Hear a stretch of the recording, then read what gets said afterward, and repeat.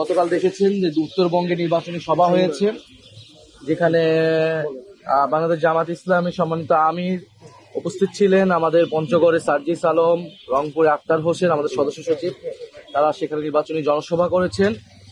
আমাদের কেন্দ্রীয় নির্বাচন পরিচালনা কমিটি থেকেও গণভোটের পক্ষে সারা দেশে ক্যাম্পেইনের জন্য আমরা কাজ করতেছি।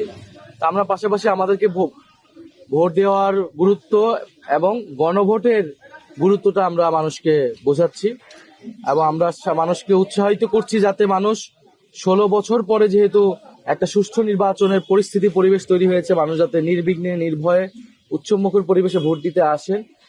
এবং কারণ এবারের ভোটটা একেবারেই নতুন এবং বাংলাদেশের ভাগ্য পরিবর্তনের ভোট, যেহেতু গণভোটও একসাথে হচ্ছে, মানুষ যাতে এই ভোট কোনোভাবেই এই ভোট প্রদানে ভয় না পায়। কারণ এখানে কোনো ধরনের আচরণবিধি এর আগেও মানা হয়নি, এখনো মানা হচ্ছে না।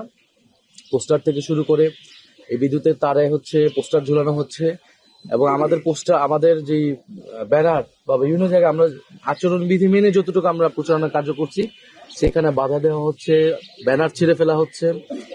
এবং আপনারা দেখেছেন ইতিমধ্যে ইলেকশন কমিশনের চাপ প্রয়োগ করে গণভোটের প্রচারণার জন্য শোকজ তারা নিয়ে এসেছেন বিএনপির পক্ষ থেকে, অথচ তারা নিজেরাই আচরণবিধি কিন্তু কোনোভাবেই মানছেন না।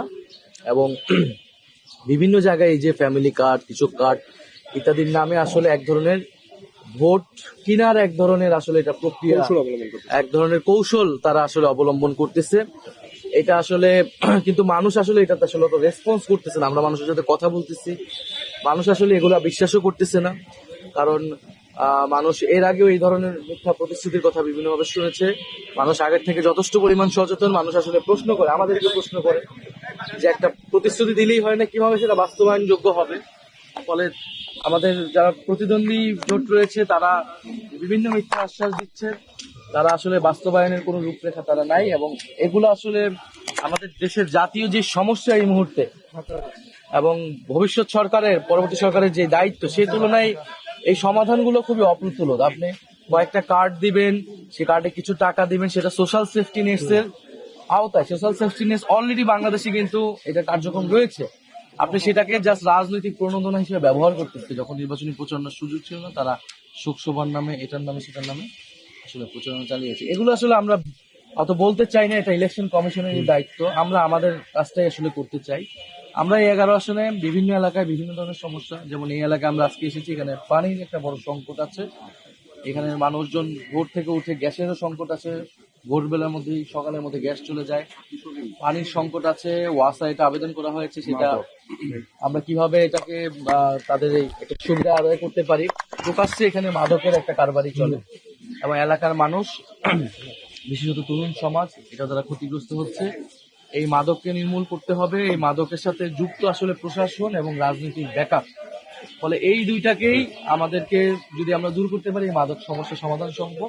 এছাড়া তো চাঁদাবাজি, ভূমি দখল, জমি দখল, এটা তো আসলে সারা বাংলাদেশের চিত্র হয়েছে 5ই আগস্টের পরে একটি দলের পক্ষ থেকে। এটা এই এলাকাও এটার বাইরে না।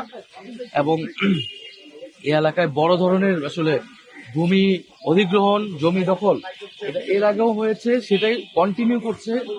এখন আমাদের যে বিরোধী দলের, মানে আমাদের যে প্রতিদ্বন্দ্বী দল রয়েছে, তাদের যিনি প্রার্থী রয়েছেন তাদের পক্ষ থেকে আর কি। ফলে আমরা মানুষকে কমিটমেন্টের জায়গাটা দিচ্ছি। এছাড়া আমরা জাতীয় পর্যায়ে আমাদের যে কমিটমেন্ট আছে, দুর্নীতি, বৈষম্য, আধিপত্যবাদের বিরুদ্ধে, সংস্কারের পক্ষে, সেই প্রতিশ্রুতিগুলো আমরা মানুষের কাছে দিচ্ছি।